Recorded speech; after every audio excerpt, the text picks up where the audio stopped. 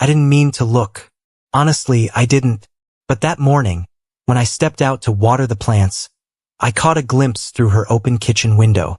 My 50-year-old neighbor, Rachel, stood by the counter, her hair falling over her shoulders, sunlight tracing the curve of her neck. She was wearing a light robe, humming softly to herself. I froze. And then she turned, met my eyes and smiled. Not shy, not offended, just calm, knowing. "If you want to look," she said, "just ask."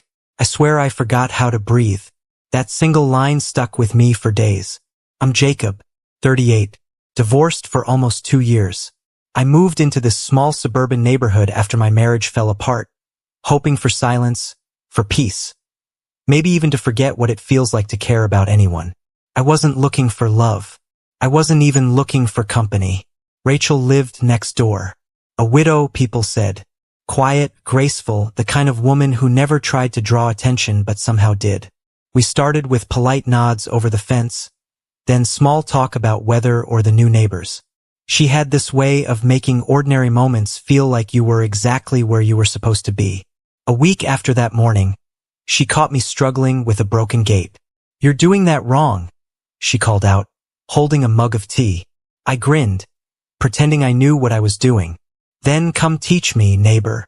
She laughed, a warm, low sound that somehow made the air feel lighter. She crossed the yard, took the hammer from my hand, and showed me how to fix the hinge. Our fingers brushed for half a second, but it was enough. Enough to feel something I hadn't felt in a long time, that quiet spark you don't plan for. We started having tea together after that. On her porch in the golden evenings. She'd tell me about her garden, about her late husband, how she still talked to his photo sometimes.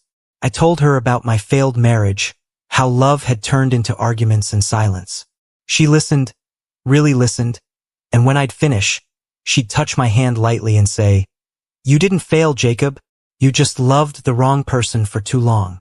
I didn't realize how much I needed to hear that. There was something about her calmness, not the kind that hides pain, but the kind that grows from surviving it. She wasn't bitter, just honest, real. One evening, I brought over coffee instead of tea. She smiled, teasing, "You trying to change our tradition?" I shrugged. Maybe I just wanted an excuse to stay longer. Her eyes lingered on mine a second too long. "You don't need an excuse." That night, when I walked home, I couldn't stop thinking about her voice. Soft, low, steady. It wasn't desire that kept me awake. It was connection. That rare, quiet pull you feel when someone sees you clearly. A few days later, it rained hard. I saw her sitting on the porch, wrapped in a blanket, watching the storm. The lights from her house glowed warm behind her. I hesitated at my door, then walked over. She turned, surprised but smiling. "You'll get soaked," she said. "Then share your blanket," I replied. She laughed, moved it aside, and I sat next to her. The air smelled like wet earth and jasmine. The thunder rolled far away. "You know," she said softly, "people don't really listen to the rain anymore. They just hide from it." I looked at her, and before I could stop myself, said, "Maybe they just need someone to listen with." She met my gaze. There was no hesitation, no game, just that same calm honesty. And for a moment, neither of us said anything. The rain spoke for us. When I finally stood to leave, she caught my wrist gently. "Jacob," I turned. "If you ever want to look," she whispered, "just ask."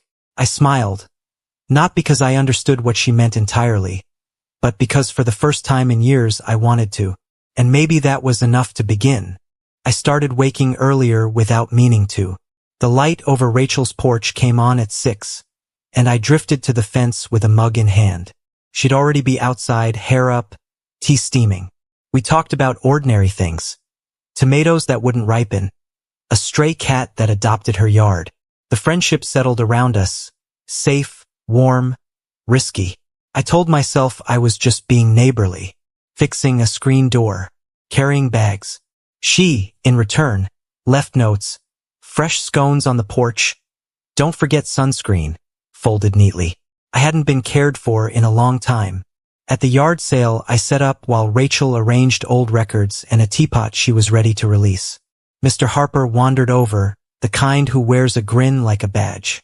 He looked at me, then at Rachel. "Didn't know you liked them young," he said to her, as if I wasn't there.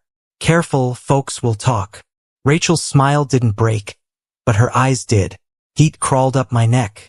"We're neighbors," I said evenly. "And friends." "Sure," Harper said. "Friendly neighbors." He sauntered off, leaving a film I wanted gone. Rachel kept organizing, hands steady. "He talks because he's lonely," she said. "He thinks noise equals company." She lifted the teapot. "Take this. It needs a new story." On my porch, she let silence breathe. "I thought I was ready for that kind of comment," she said. "Turns out I'm not." "You don't owe anyone an explanation," I answered. She nodded, jaw tight. I opened the door, set the boxes in. When I turned, she was still there, fragile in a way I hadn't seen. "Come in," I said. "Tea." No audience. We sat at my table. The teapot sat between us. She traced the rim. "After my husband died," she said, "I found receipts and messages I wasn't meant to see. Everyone called me a saint for standing by him through the illness. I kept a straight back at the funeral. But I grieved two men. The one I loved and the one I never knew. I wanted to reach for her hand but hesitated. She spared me the decision, sliding her fingers to mine. "I don't tell people that part," she said. "They prefer one story, the clean one." "I'm not people," I said. Her mouth quirked. "I know." A knock. Mrs. Linda across the street, returning a pie plate. She looked from Rachel to me and softened. "You two okay?" "We're fine," Rachel said, and I heard steel under silk. When Linda left, the room felt honest. Rachel exhaled. "Let's make a rule," she said. "Let the neighborhood keep its stories, and we keep ours honest." "What's ours?" I asked. Her eyes met mine. "Right now, tea, hands on a table, and truth." I squeezed her hand. "Mine. I like mornings because you're in them." Color rose in her cheeks. "Then mine. I'm not afraid of my age, Jacob. I'm afraid of being treated like an explanation." "You're not an explanation," I said. "You're someone I want to know." I made sandwiches because she looked tired. She laughed at the crooked halves and ate each bite like a promise. When she stood to leave, clouds were gathering, the kind that hold rain and don't apologize.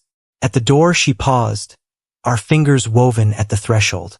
"You're the first I've trusted in a long time," she said. "Don't turn that into a favor I have to repay." "I won't," I said. "I'll turn it into breakfast tomorrow." She smiled, leaned in, and pressed a light kiss to my cheek. Then she stepped into the gray afternoon and let the first drops fall. I stood there with the doorknob in my hand, certain the rain would teach us something if we kept listening. The storm that night came fast. Wind scraping the windows, thunder shaking the ground like an old memory you'd rather forget.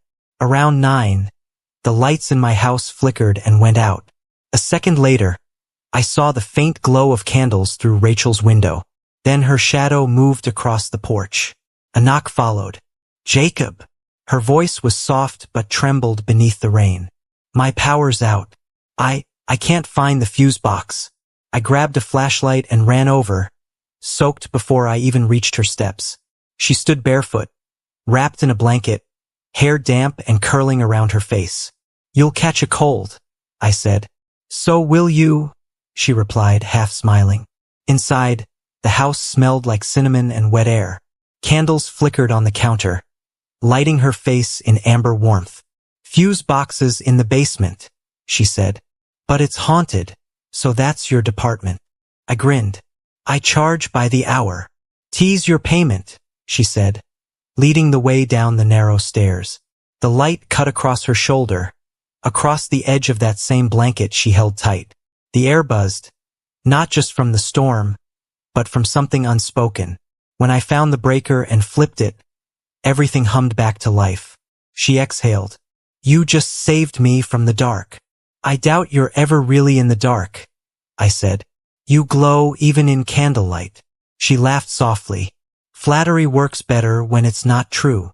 Then let me prove it is. She looked at me for a long second. Jacob, don't. Why not? I asked quietly. Because I don't want to mistake loneliness for affection, she said. And I don't want you to either. I nodded. But neither of us moved. Upstairs, the rain thickened against the windows. We sat at her kitchen table, steam rising from the tea she poured. Lightning flashed. She jumped slightly, and I instinctively reached across the table, covering her hand. I used to love storms, she said after a while, until my husband's accident. It was raining that night. I'm sorry, I murmured. Don't be, she said. I'm learning to like the sound again. Maybe it's time. I watched her trace the rim of her cup, her expression somewhere between peace and pain. You deserve calm, I said. Not noise, not ghosts. She smiled faintly. Calm's overrated. Sometimes noise is proof you're alive. The thunder rolled again. She looked at me, her eyes reflecting candlelight. Jacob, she whispered. I haven't felt seen in years. I didn't answer. I just held her gaze, the kind that says more than words ever could. Then, so quietly it felt unreal, she reached up and brushed her fingers against my cheek. If you want to look, she murmured. Just ask. My heart stopped. I'm already looking, I said, and I was. Not at her beauty, though it was undeniable, but at the life in her eyes. The scars, the hope, the quiet strength that drew me in. She leaned forward, slow, hesitant. Our foreheads touched first, then our lips, barely, softly, like testing a promise. It wasn't passion, it wasn't need. It was something gentler, healing. When we pulled apart, the silence between us was complete, almost sacred. She rested her head against my shoulder, and we stayed like that, listening to the storm. After a while, she whispered, maybe we both deserve another chance. I didn't answer. I just tightened my arm around her, feeling the warmth of her breath through the blanket, the rhythm of rain slowing outside. I stayed until the candles burned low, until her eyes began to close. As I stood to leave, she opened them again, sleepy but smiling. Thank you, she said. For what? I asked. For not running when I almost did. I smiled, pulled the door open, and stepped back into the rain. The night felt different now, like it finally had somewhere to go. The next morning, I woke to sunlight and a strange quiet. No rain, no thunder, just that heavy stillness after a storm. For the first time in months, I didn't feel alone. But something inside me whispered that peace never stays long. I saw Rachel later that day, standing by her mailbox. She looked radiant, hair tied back, smile soft. But there was something else in her eyes. Hesitation. Morning, I said, walking over. She nodded. Morning, Jacob. About last night. She paused. We should probably forget it happened. Her words hit harder than I expected. Forget? I asked. It wasn't a mistake, Rachel. I know, she said quietly, glancing around as a car passed. But people talk. And I can't. She stopped herself. It's not that I don't feel something. I do. That's the problem. Before I could say anything, a black car pulled up. A man stepped out, sharp suit, confident stride. I recognized him from photos inside her house. Her late husband's friend, maybe, or not. David, she said, her voice too polite. You didn't say you were coming. He smiled, but it didn't reach his eyes. Saw your lights last night. Thought I'd check on you. Then he looked at me, slow and assessing. And who's this? Neighbor, I said evenly. Jacob. Ah, he said, extending his hand but not really meaning it. The helpful kind of neighbor. Rachel's cheeks flushed. David, please. But he cut her off. You always had a soft spot for projects, didn't you? I felt my jaw tighten. I think you should leave. He turned to Rachel. You really want your neighbors to start whispering again? She looked torn, her voice breaking. David, stop. He smirked, nodded once, and got back into his car. We'll talk later, he said before driving away. When he was gone, Rachel stood still, arms wrapped around herself. I'm sorry, she said. He's someone I used to try to love. After my husband, it ended badly. Looks like it never really ended, I said before I could stop myself. She looked at me, hurt flashing across her face. That's not fair. I sighed. You're right. I'm sorry. Seeing him here after last night. She stepped closer, her eyes wet but steady. Jacob, I need time. I don't know what I'm doing yet. With him. With you. With myself. I nodded, though it stung. Take all the time you need. I'm not going anywhere. Days passed. We didn't talk. I still saw her through the window sometimes. Reading, watering plants, pretending not to notice me. I told myself to give her space, but every evening the silence pressed heavier. Then one Friday my friend Matt came by. You look like hell, he said, dropping a beer on my porch table. Let me guess, woman trouble. I told him everything. He listened, then said, Jake, you can't fix people who are still bleeding from someone else's wounds. Let her go before it breaks you too. Maybe he was right. But when I looked across the yard and saw Rachel struggling with her garden hose, I knew I wouldn't listen. I walked over anyway. Need a hand? She hesitated, then nodded. Always, apparently. We worked in silence for a while. Then she said softly, I ended things with David. For good. I looked at her. Are you okay? She smiled faintly. Not yet, but I will be. I just couldn't let fear choose for me again. Her voice trembled, but her eyes were clear. Jacob, I've lost people before. I know how it feels to build walls to stay safe. But every time you do, you keep out the light too. I reached for her hand. Then let's open the windows. She looked at me for a long moment, then squeezed my fingers. You're too patient, she whispered. Or maybe I finally found something worth waiting for. That night, the porch light between our houses stayed on. I didn't know if it was an invitation or just a habit. But when I stepped outside, she was already there. Tea in hand, eyes warm again. Storm's over, I said. She nodded. For now. We stood in silence for a while, the air smelling of wet grass and quiet hope. Then she said softly, Jacob, thank you for not walking away. I tried. I admitted. Didn't work. She laughed, and for the first time in weeks, it didn't sound like she was guarding her heart. It sounded like she was starting to trust it again. Spring settled over the neighborhood like a quiet apology. The grass grew greener, the mornings warmer, and somehow Rachel and I began to move in rhythm again.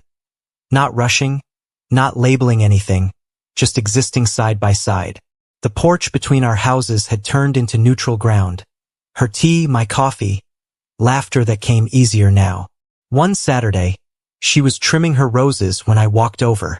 You're early, she said without looking up. I couldn't sleep, I said. Too many birds. She smiled. That's the price of peace, Jacob. I helped her with the garden, watching how the sunlight caught her hair. She looked younger, lighter. You've been smiling more lately, I said. Maybe it's because you stopped looking so sad, she teased. Then, after a pause, or maybe it's because I finally let myself be happy. We spent that morning in quiet companionship, planting new flowers, sipping lemonade. It felt ordinary, and that was the beauty of it. After everything we'd been through, normal felt sacred. Later that day, we went to a small neighborhood gathering. Someone's anniversary party, full of familiar faces and predictable gossip. I saw Mr. Harper eyeing us as we arrived together, but for once, I didn't care. Rachel didn't either. She looked stunning. Simple dress, soft curls, that confident glow that never tried too hard. When people began to dance, I hesitated. Rachel noticed. What's wrong? I don't really dance, I said. You said that about loving again too, she said quietly, holding out her hand. One step at a time. I took her hand. Her fingers were warm, steady. We moved slowly, almost swaying more than dancing. Her head rested lightly against my chest. Around us, laughter and music blurred into something distant. You know they're staring, I murmured. I know, she whispered back. Let them. I'm tired of hiding from happiness.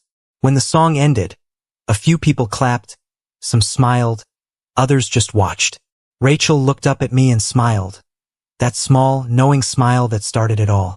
The following week, I found her sitting on her porch, sketching in a small notebook. Planning another project? I asked. She looked up. No, just thinking about life. About how love isn't supposed to be lightning. What is it then? She thought for a moment. Rain. Steady, quiet, sometimes inconvenient, but it makes everything grow. I sat beside her, taking her hand. Then I guess we survived the storm. She leaned her head against my shoulder. We didn't survive it, she said softly. We learned to dance in it. That evening, as the sun melted into the horizon, I caught her watching me. What? I asked, smiling. You still look at me like you can't believe this is real. I can't, I admitted. But I'm done pretending I don't want to. She chuckled. You're impossible. Maybe, but you're here. She shifted closer, her hand resting on my chest. You know, when you first moved in, I thought you were just another man trying to fix things around here. And now I know you were fixing me. We sat like that in quiet contentment. No thunder, no words left unsaid. Just two people who had stopped running from what scared them. As night settled, I turned to her. Rachel, I said softly, I never thanked you for that first day. What day? The day you caught me staring. Her laughter broke the stillness, low and beautiful. If you want to look, she whispered, just ask. I smiled, leaning in, and this time there was no hesitation. Just a simple, gentle kiss that felt like the end of one story and the beginning of another. When we pulled away, she rested her forehead against mine and whispered, You know, Jacob, people will still talk. Let them, I said. They'll never understand the quiet kind of love anyway. And as the first drops of rain began to fall, we stayed where we were, listening, breathing, alive. Because love, I finally realized, doesn't always arrive with lightning. Sometimes, it's just the steady sound of rain, and the warmth of someone who never walks away.